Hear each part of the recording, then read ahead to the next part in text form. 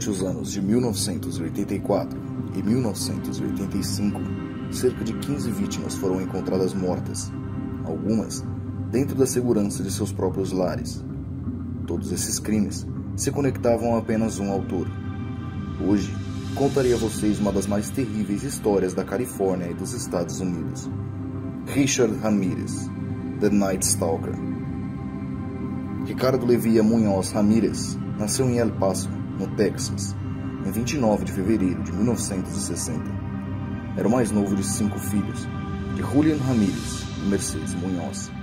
Seus pais eram imigrantes mexicanos, pertencentes à classe trabalhadora, que viviam nos Estados Unidos em busca de uma vida melhor. Ramírez, quando tinha 2 anos, sofreu um grave acidente, onde um armário caiu em sua cabeça e ele teve de ser suturado com mais de 30 pontos. Aos 5 anos de idade, enquanto se divertia em um parque, foi fortemente atingido na cabeça por um balanço. Depois disso, desenvolveu epilepsia. Richard passou a sofrer convulsões epilépticas frequentes, que duraram até a adolescência. Seu pai, Julian, era um policial da cidade mexicana de Juárez e possuía um temperamento explosivo, o que muitas vezes culminava em agressões físicas, cuja vítima era seu filho caçula. Para fugir da violência doméstica, onde supostamente possuía apenas 10 anos, Richard acabava por dormir no cemitério local da sua cidade. Richard passou a conviver muito tempo com Miguel Mike Ramírez, seu primo, veterano da Guerra do Vietnã. Ele forneceu maconha para Ramírez quando este ainda tinha apenas 10 anos de idade, além de exibir sua coleção de fotos que retratavam os horrores da guerra, incluindo imagens de mulheres vietnamitas que ele havia estuprado e mutilado em solo asiático.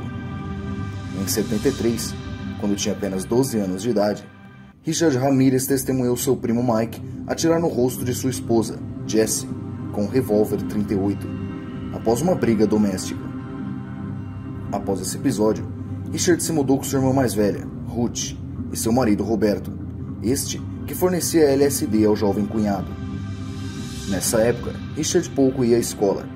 Conseguiu emprego no Hotel Holiday Inn, onde complementava sua renda, cometendo pequenos furtos. Mas logo foi demitido ao tentar estuprar uma hóspede.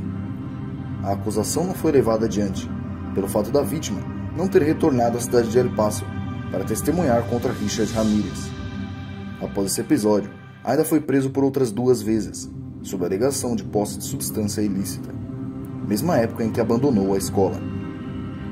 Após frequentar cultos religiosos, Richard despertou interesse pelo satanismo e, aos 18 anos de idade, mudou-se para a cidade de Los Angeles. Durante seus primeiros dias na Califórnia, Richard sobreviveu revendendo porções de maconha que havia comprado por um valor mais baixo quando ainda estava no Texas. Com o fim da mercadoria, passou a roubar carros e vender a terceiros os pertences que encontrava no interior dos veículos, com o objetivo de sustentar o seu mais novo vício, a cocaína. A essa altura, seu envolvimento com o satanismo cresceu, e ele já era um membro da Igreja de Satanás. Passou alguns meses na prisão por furto de veículos, mas logo voltou às ruas. Em 28 de junho de 84, Richard entrou na casa de Jane Wilco, uma senhora de 79 anos, a estuprando e esfaqueando até a morte, além de levar consigo diversos pertences que se encontravam na residência. A polícia colheu marcas e impressões digitais deixadas na janela do imóvel, mas nenhuma outra pista de identidade do infrator foi encontrada. Ramírez, logo depois, adquiriu um revólver calibre 22, que utilizaria nos vários homicídios que aterrorizariam a Califórnia no ano seguinte. Em 17 de março de 85, na cidade de Roseman, localizada em Los Angeles, Richard Ramírez abordou Maria Hernandez, uma jovem de 22 anos, na porta de sua residência. Com seu revólver, Ramírez atirou em direção à cabeça de Hernandez. Por sorte, o tiro acertou sua mão, o que impediu danos maiores à sua integridade física. A jovem caiu no chão, se fingindo de morta, enquanto Richard entrou em sua residência e matou Dale Okazaki com um tiro na testa. Ela tinha 34 anos e era colega de quarto de Hernandez. Maria Hernandez descreveu o homicida como um homem alto, usando um boné e empunhando uma arma. A única pista encontrada pela polícia nessa ocasião foi um boné da banda australiana AC/DC, encontrado no exterior da residência. Na mesma noite, 17 de março de 85, após os crimes praticados em Roseman, Tia Liu, uma estudante de direito de 30 anos de idade, na cidade de Monterey Park, também no condado de Los Angeles, foi obrigada por Ramirez a parar seu veículo em uma via pública. Puxada para o exterior do veículo, Tia Liu foi atingida por 2 disparos, e Ramirez fugiu do local, dirigindo o carro da vítima, que por sua vez faleceu poucas horas depois no hospital. Após a autópsia, a investigação constatou que a bala retirada de Tia Liu foi disparada pela mesma arma utilizada no homicídio de Dale Okazaki. Em 27 de março de 85, Richard invadiu a casa do casal Vincent e Maxine Zazara, na pequena cidade de Whittier. Após matar Vincent com um tiro na cabeça, Ramirez amarrou sua esposa para poder subtrair os bens da residência com maior tranquilidade.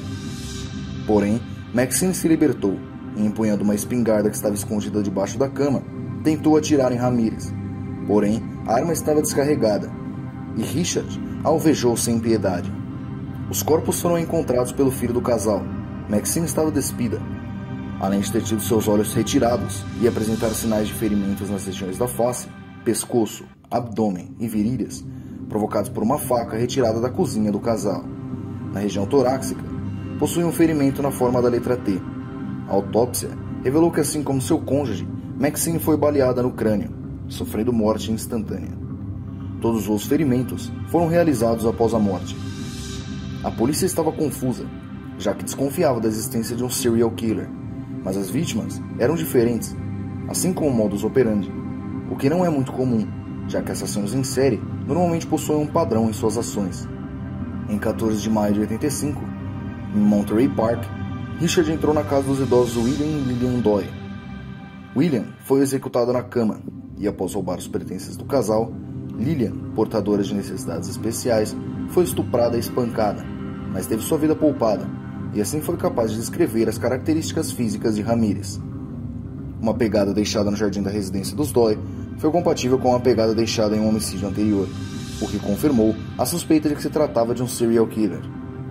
Em 29 de maio de 85, as vítimas foram Mal Bell, de 83 anos, e sua irmã Florence Lang, de 81 anos, na cidade de Monrovia. Ambas foram agredidas com um martelo. Pentagramas foram desenhados com um batom nos corpos das vítimas e na parede do quarto onde ocorreu o crime. Florence Lang foi reanimada pelos médicos, mas Mal Bell não sobreviveu. O pânico já havia se instalado em Los Angeles e nas cidades próximas. Os jornais locais atribuíram ao serial killer a alcunha de The Night Stalker. Na noite de 30 de maio, Carol Kyle, de 41 anos, acordou com a luz de uma lanterna em seu rosto. Era Richard Ramirez, que a amarrou e a estuprou, enquanto seu filho estava também amarrado e preso no armário.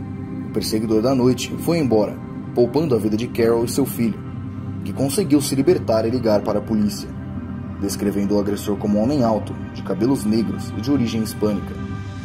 Os atos bárbaros prosseguiram nos meses seguintes. Estupros seguidos de homicídios e roubos ocorreriam em Los Angeles e nas cidades próximas. Finalmente, um padrão começou a ser detectado. Normalmente o elemento masculino era morto no início da ação, e a vítima do sexo feminino sofria abusos sexuais, e em seguida também tinha sua vida ceifada.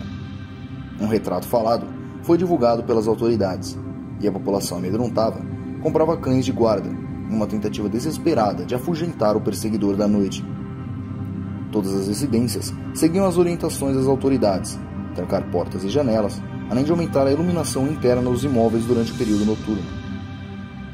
O número de armas de fogo compradas na Grande Los Angeles, em agosto de 85, foi superior aos números registrados em qualquer outro período da história da cidade.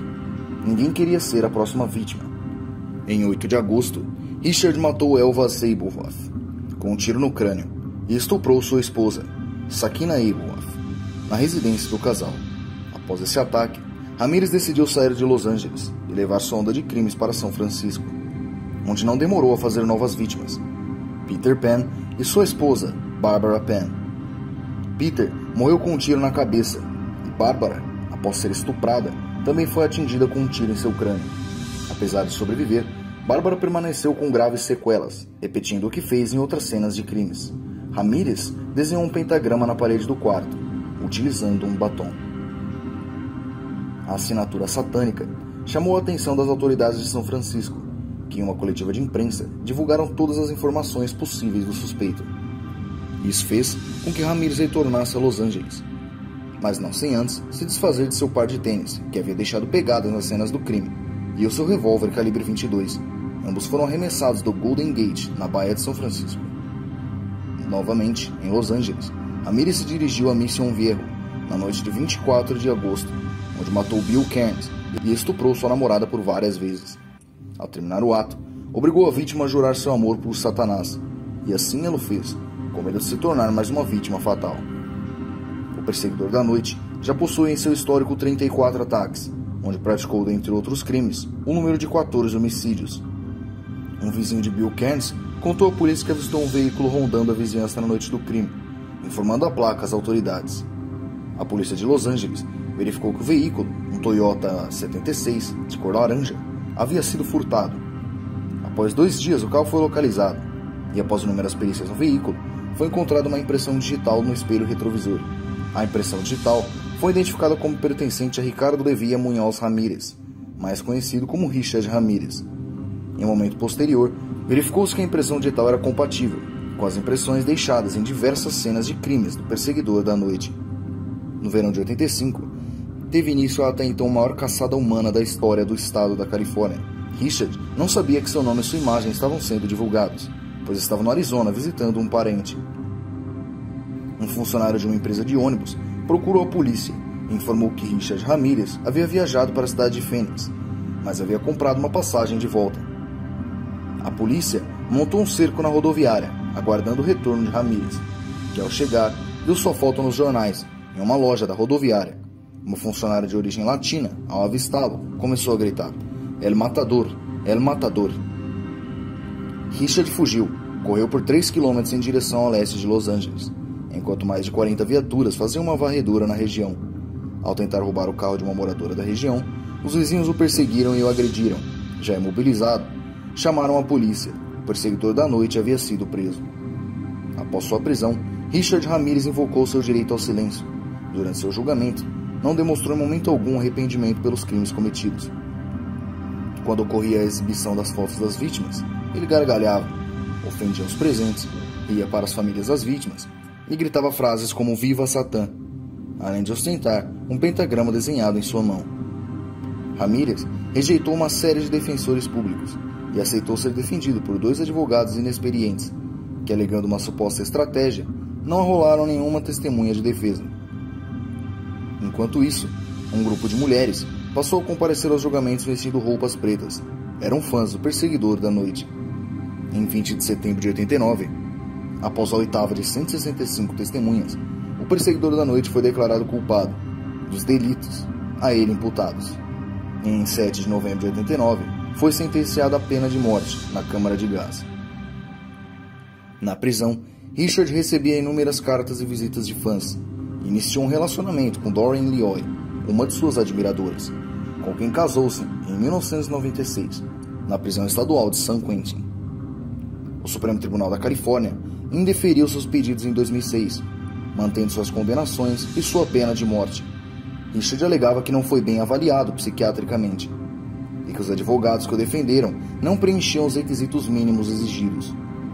Richard faleceu em 7 de junho de 2013, no hospital da prisão estadual de San Quentin, vítima de um câncer no sistema linfático, enquanto aguardava sua execução no corredor da morte. Os médicos legistas também citaram outras condições que contribuíram para seu óbito, como o abuso de drogas e a hepatite C, que danificou severamente seu fígado, provavelmente adquirido através do uso de drogas injetáveis na juventude. Sua esposa Doreen Lioy não apareceu para reclamar o corpo de Richard, que foi cremado. Segundo a penitenciária de San Quentin, na data de sua morte, ela já não o visitava há 3 anos. Richard Ramírez, o perseguidor da noite, foi o caso de hoje. Se gostou do vídeo, peço que deixe seu like e se inscreva no canal para continuar acompanhando as próximas histórias que trarei neste canal. Obrigado por assistir.